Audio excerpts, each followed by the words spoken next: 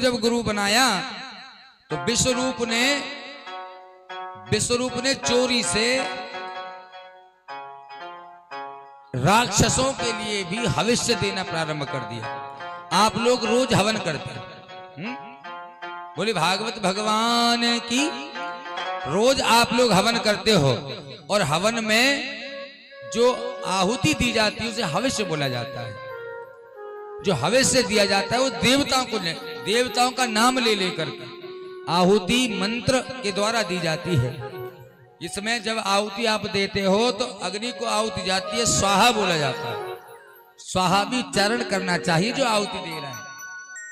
स्वाहा अग्नि की पत्नी है, इनके माध्यम से ये जिस देवता का नाम लेते हो, अग्नि जो देवता हैं वो भगवान के मुख हैं, इनके माध्यम से भगवान को यह हविष्य पहुंचता है। इससे देवता पुष्ट होते हैं, बलवती होते हैं। इसीलिए नित्य होम किए जाते हैं। इस विश्व रूप ने क्या किया, हवन तो होते लेकिन हवन में उल्टी आहुति चालू कर दी। देवताओं की जगह दैत्यों के नाम की आहुति लगवाने लगे। अब पंडित जी महाराज किस नाम की आहुति लगा रहे, जजमान का जाने, उसको क्या लेना देना। पंडित जी आचार्य जी महाराज मंत्र बोल रहे और जजमान स्वाहा स्वाहा स्वाहा चले जा रही लीला। एक दिन इंद्र को पता चल गया ये विश्वरूप गड़बड़ कर रहा है, तो इसने क्या किया, मान तो लिया था गुरु, लेकिन जब पता चला तो इसने इस विश्वरूप की हत्या कर दी, जिससे इसे ब्राह्मण की हत्या करने का दोष लग गया और इस ब्राह्मण की हत्या से ब्रह्म हत्या लग गई। अब जब इंद्र देवताओं के राजा हैं, अगर इनको ही ब्रह्म हत्या लग जाए महाराज तो सारा संसार देवता हत्या के उसमें आ जाता। तो बोले सभी देवताओं ने इकट्ठे होकर के बैठक करी और बोले भाई इसे बचाओ। देवताओं के राजा हैं इंद्र, इन्होंने सभी देवताओं को बचाया है क्योंकि दैत्यों को हविष्य दिए जा रहे थे। अगर दैत्य पुष्ट हो जाते तभी तो ये, और दैत्य पुष्ट हो गए थे तभी तो उन्होंने स्वर्ग पर आक्रमण किया था। तो बोले भाई इंद्र की रक्षा करो, इन्होंने देवताओं की रक्षा करी है, कुछ तो बच गए हैं। बोले फिर क्या किया जाए, तो ब्रह्म हत्या के 4 भाग किए गए और 4 भाग में ये चारों भाग 4 जगह बांट करके 4 लोगों को दिया गया। सबसे पहला भाग दिया गया पृथ्वी माता को।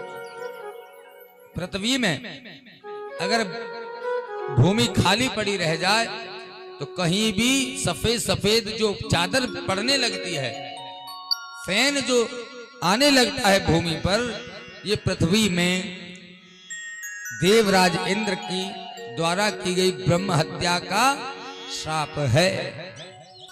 दूसरा भाग मिला जल को। जल में जब गिरता है जल में पड़ने वाली काई फेन, ये वही इंद्र की ब्रह्म हत्या का भाग है। तीसरा मिला वृक्ष को। वृक्षों में जो गोंद आता है, चिपचिपा पदार्थ जो निकलता है, जो औषधि भी है, ये तीसरा भाग मिला वृक्षों को। और चौथा भाग मिला स्त्रियों को। स्त्रियों में मासिक धर्म की जो लीला है, ये इंद्र के द्वारा किया गया श्राप ब्रह्म हत्या का फल है। 4 जगह बंटकर मिला। ऐसे भी अगर कोई देवता भी पाप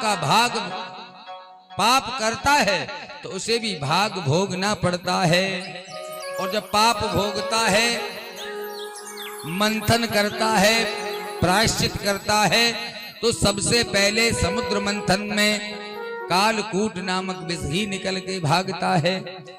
उसी विष को ये पूतना अपने स्तनों पर लगा करके भगवान श्री कृष्ण को पिलाने लाई थी। तो मानो भगवान श्री कृष्ण कहते हैं कि जब सागर मंथन हुआ था तो हे शंकर भगवान, आपने ही इस कालकूट विष को पान किया था, पिया था और संसार को बचाया था।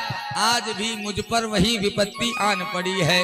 ये पूतना कालकूट नामक विष को लगा कर के आई है और मुझे ये विष पीना पड़ेगा। और हमको तो विष पीने की आदत ही नहीं है, हमको विष पीने की आदत नहीं है, हमको तो दूध पीने की आदत है। हम दूध घी खाने आए थे, ये पूतना मौसी सवेरे सवेरे ही हमको विष पिलाने को आई है। इसीलिए शंकर भगवान आप आकर के कंठ में विराजो और इस हलाहल का पान तुम कर डालो। दूध दूध हम पी लेंगे, विष विष तुम पी लेना। बोलिए शंकर भगवान की। शंकर भगवान बोले जय हो ठाकुर जी, आपने याद तो किया। मैं पीते पीते भगवान श्री कृष्ण ने पूतना के प्राणों को खींचना प्रारंभ कर दिया।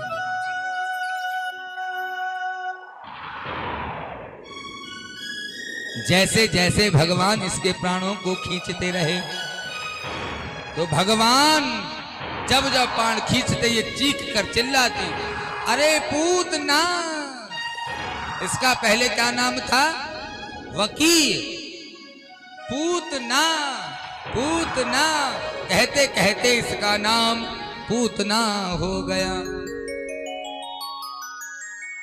एक बोले महाराज इसलिए नहीं, इसका नाम इसलिए पूतना है कि पूत कहते हैं पवित्र को, और ना कहते नहीं, जो पवित्र नहीं हो वही पूतना है। अब समझते आप लोग? जो पवित्र नहीं है वही पूतना है। इसीलिए घर में जब रसोई करो तो पवित्रता के साथ करो।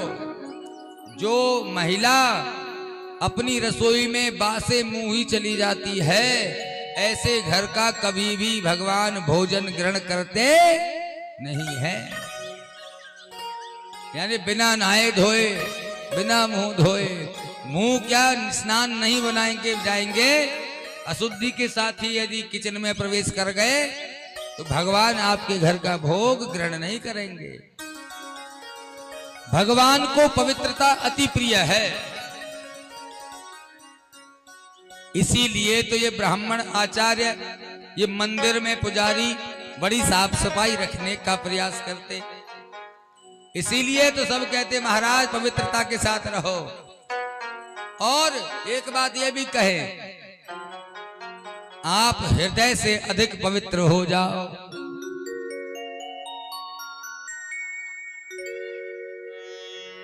तन मन धन जिनके तीनों पवित्र हो जाते हैं, उन पर भगवान की करुणा कृपा अकारण ही बरसने लगती है। और फिर जब भगवान की कृपा बरसती है तो फिर कोई आपका कुछ करने वाला नहीं है। जा पर कृपा राम की होई, जा पर कृपा राम की होई, ता पर कृपा करे सबको। जा पर कृपा, जा पर कृपा राम की होई, राम की होई, ता पर कृपा करे सबको। जा पर कृपा। श्री राम जय राम, जय जय राम।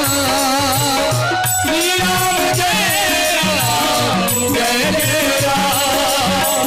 श्री राम जय राम, जय जय राम। जा पर कृपा राम की होई, जा पर कृपा। और भगवान यदि कृपा करते हैं तो कोई कुछ करने वाला नहीं, लेकिन अगर भगवान ही आपके कर्म के माध्यम से आपको कुछ सजा देना चाहे तो कोई बचाने वाला नहीं। प्रभु जाको दारुण दुख देहि, दारुण दुख देहि। प्रभु जाको दारुण दुख देहि, प्रभु जाको दारुण दुख देहि। ताकि मरी पहले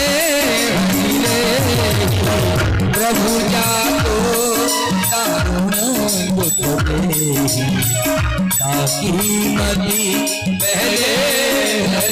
इसीलिए अब आप समझ गए होंगे भगवान यदि किसी का कुछ बिगाड़ना चाहे तो कोई बचाने वाला नहीं है। और जब भगवान आप पर कृपा करें तो आपका कोई कुछ बिगाड़ने वाला नहीं है। आप पर कृपा राम की होई, आप पर कृपा करें सब कोई। पूतना महारानी प्राण जब जाने लगी तो पुकार कर कहने लगी, अरे पूतना मुझे छोड़ दे।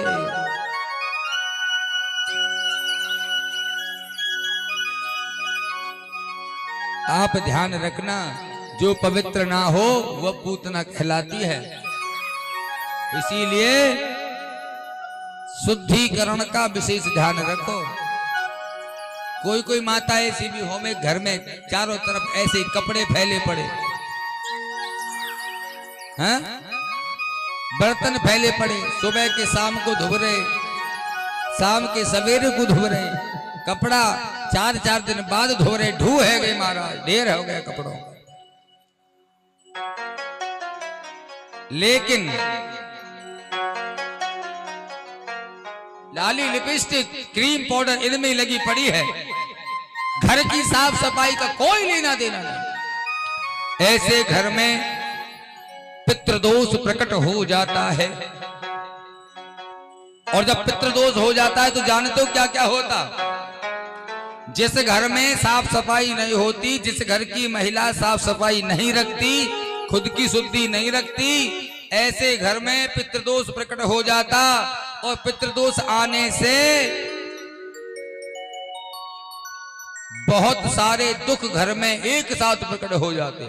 सबसे पहले तो रोग बीमारी घर में घुस जाएगी, और ये वैज्ञानिक कारण भी है। अरे महाराज, जब घर में 4-6 दिन के पुराने कपड़े पड़े रहेंगे तो इन कपड़ों में वायरस प्रकट हो जाएंगे। क्या उत्पन्न हो जाएगा? वायरस। और वायरस जब आ जाएंगे, जीवाणु उत्पन्न हो जाएंगे। आप इनसे हाथ लगाओगे, इधर उधर घूमेंगे, वायु का विकार, वायु में विकार हो जाएगा। और वायु जब नासिका के मुख के माध्यम से जब भीतर जाएगी तो अंदर रोग उत्पन्न कर देगी। खांसी, जुकाम, बुखार, मलेरिया, डायरिया, हाँ, टाइफाइड, ये सारे रोग उत्पन्न हो सकते। पहला नुकसान तो ये होगा, बीमार हो जाओगे। और कभी कभी तो ऐसा भयंकर रोग भी हो जाता है कि प्राण बचाने मुश्किल हो जाते। दूसरा, पितृदोष होने से घर में संतान वृद्धि होती नहीं है। जिनके घर में बहुत लंबे समय से संतान वृद्धि नहीं हो रही है, समझो घर में पितृदोष है। अपने पितरों को मनाओ, घर में अच्छे से साफ सफाई रखो, पितृदोष को दूर करो। तीसरा, बच्चों के विवाह देरी से होंगे। बच्चों के विवाह में अत्यधिक देरी हो जाएगी। जहां बच्चे का विवाह 20-22 वर्ष की उम्र में हो जाना चाहिए था, वहां बच्चे का विवाह 32, 35, 40 वर्ष की उम्र में जाकर के हो सकता। और किसी किसी के तो हो ना भी हो, बड़ी परेशानी हो सकती। इतना भयंकर दोष मात्र एक छोटी सी भूल करने से उत्पन्न हो जाता है। आपको नहीं कह रहा हूं, मैं तो उनके लिए कह रहा हूं जो ऐसा करते हैं। आप अगर करते हो तो आप इसको बदलो, और नहीं करते तो बढ़िया या बढ़िया चकाचक साफ सफाई से रहो।